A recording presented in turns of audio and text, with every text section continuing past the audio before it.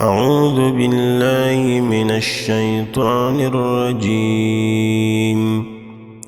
بسم الله الرحمن الرحيم. الرحمن علم القرآن خلق الإنسان علمه البيان. الشمس والقمر بحسبان والنجم والشجر يسجدان والسماء رفعها ووضع الميزان ألا تطغوا في الميزان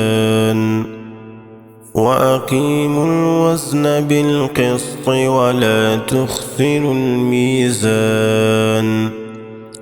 والأرض وضعها للأنام فيها فاكهة والنخل ذات الأكمام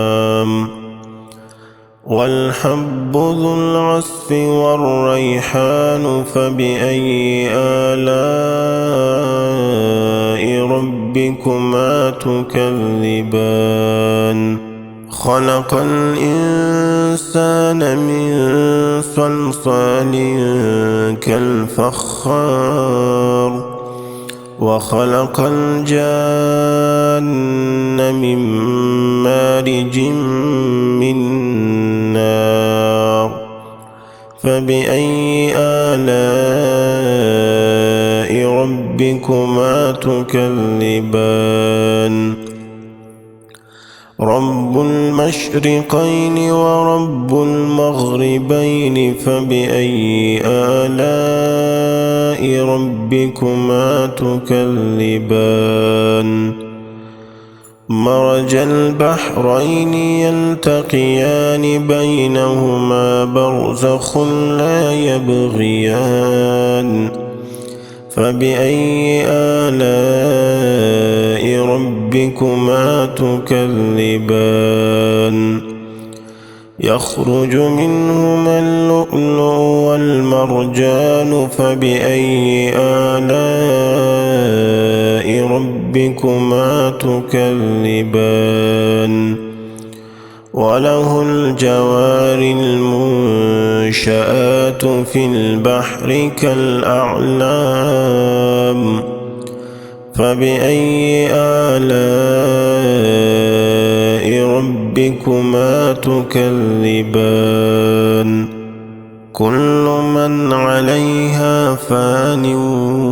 ويبقى وجه ربك ذو الجلال والإكرام فبأي آلاء ربكما تكذبان يسأله من في السماوات والأرض كل يوم هو في شأن فبأي آلاء ربكما تكذبان سنفرغ لكم أيها الثقلان فبأي آلاء ربكما تكذبان يا معشر الجن والإنس إن استطعتم أن تنفذوا من أقطار السماوات والأرض فانفذوا لا تنفذون إلا بسلطان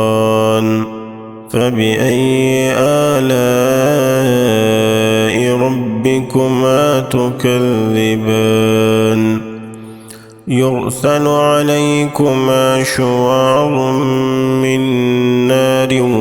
ونحاس فلا تنتصران فبأي آلاء ربكما تكذبان فإذا انشقت السماء فكانت وردة كالدهان فبأي آلاء ربكما تكذبان فيومئذ لا يسأل عن ذنبه إنس ولا جان فبأي آلاء ربكما تكذبان يعرف المجرمون بسيماهم فيؤخذ بالنواصي والأقدام فبأي آلاء ربكما تكذبان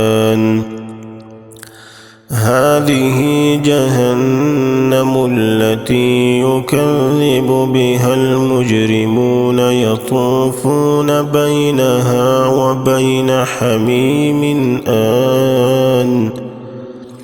فبأي آلاء ربكما تكذبان ولمن خاف مقام ربه جنتان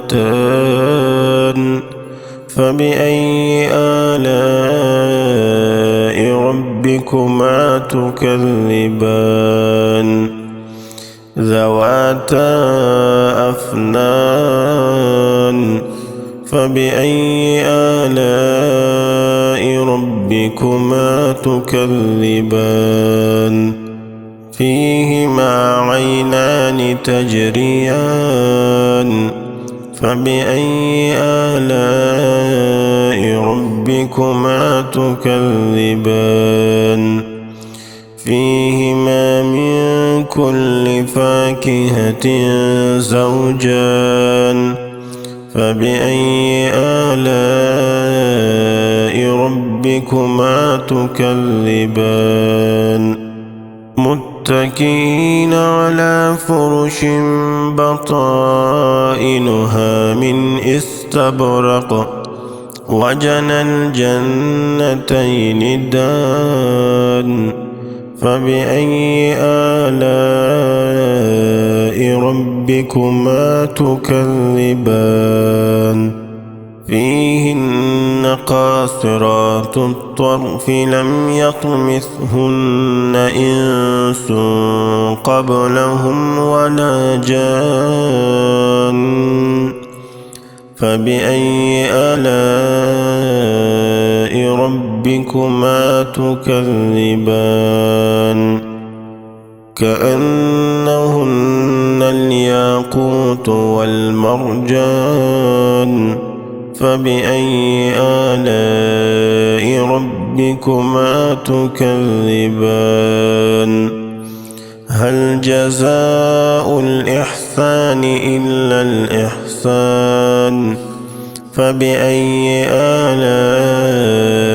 ربكما تكذبان ومن دونهما جنتان فبأي آلاء ربكما تكذبان مدهامتان فبأي آلاء ربكما تكذبان فيهما عينان نضاختان فبأي آلاء ربكما تكذبان فيهما فاكهة ونخل ورمان